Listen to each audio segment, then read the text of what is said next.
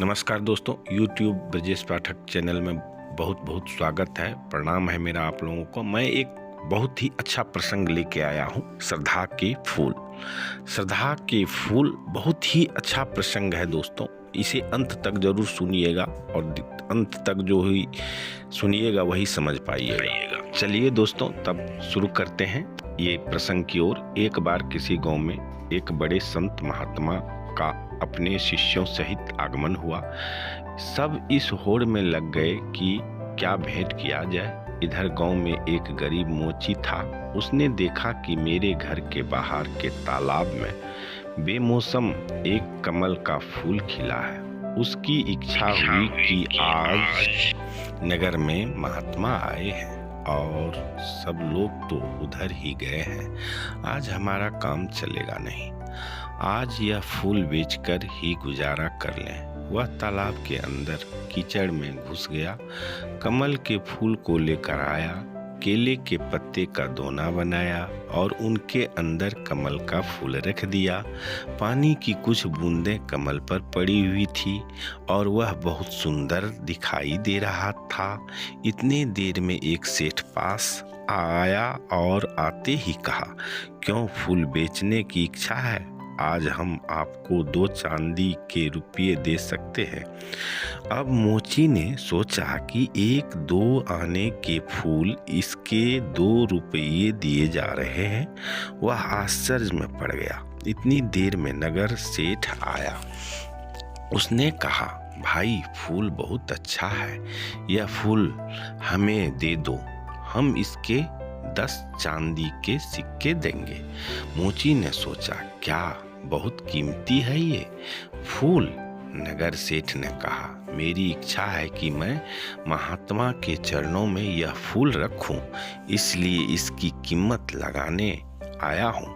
इतनी देर में उसे राज्य का मंत्री अपने वाहन पर बैठा हुआ पास आ गया और कहता है, क्या बात है, कैसी भीड़ लगी है?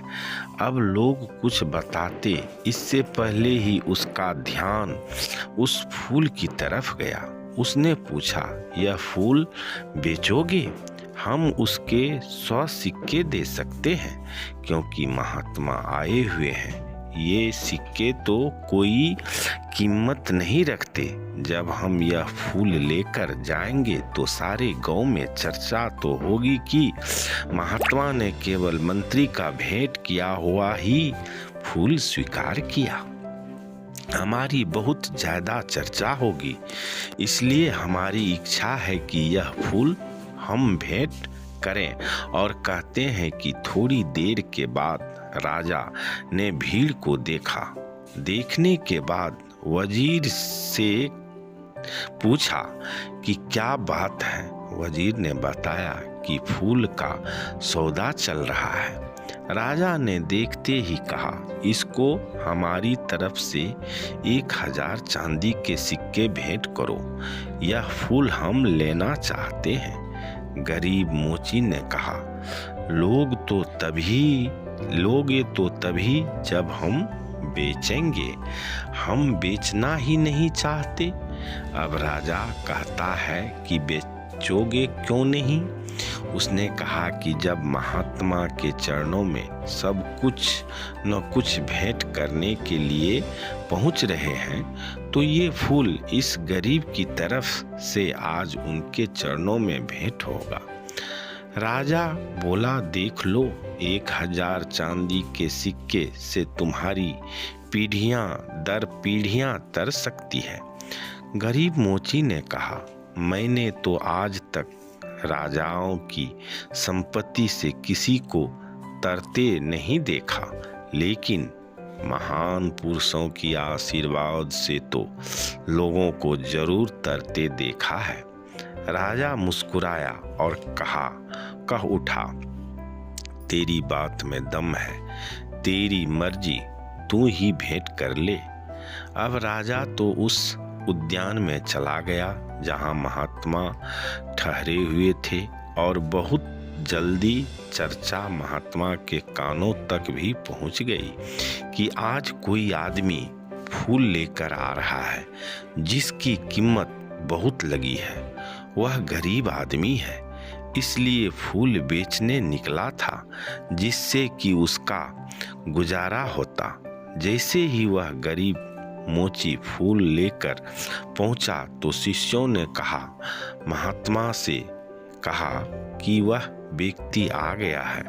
लोग एकदम सामने से हट गए। महात्मा ने उसकी तरफ देखा।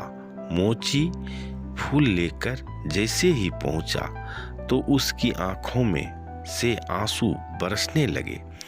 कुछ बूंदें तो पानी की कमल पर पहले से ही थी, कुछ उसके आंसुओं के रूप में ठिठक गई।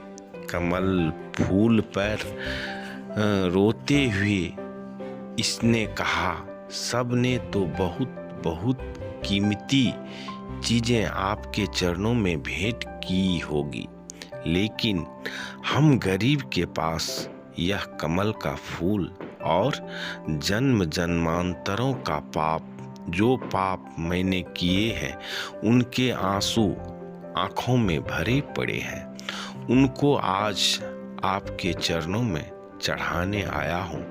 मेरा ये फूल और मेरे आंसू भी स्वीकार करें। महात्मा के चरणों में फूल रख दिया।